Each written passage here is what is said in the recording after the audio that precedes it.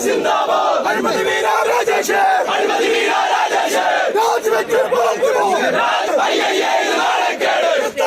നാളെക്കേട് അഴിമതി വീര രാജേഷ്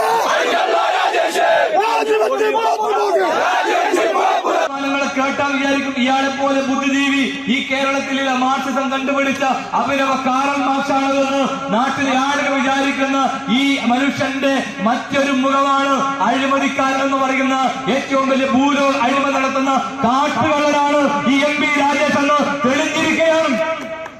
കേരളത്തിലെ സർക്കാർ എന്ന് പറയുന്ന പിണറായി വിജയൻ സർക്കാർ എന്ന് പറയുന്നത് അഴിമതിയുടെ കൂത്തരങ്ങാണ്. മാസപ്പടിക്കും അതോടൊപ്പം തന്നെ കോഴക്കും GST അടക്കുന്ന നാണം കെട്ടവരാണ് ഈ കേരളം ഭരിച്ചുകൊണ്ടിരിക്കുന്നത്.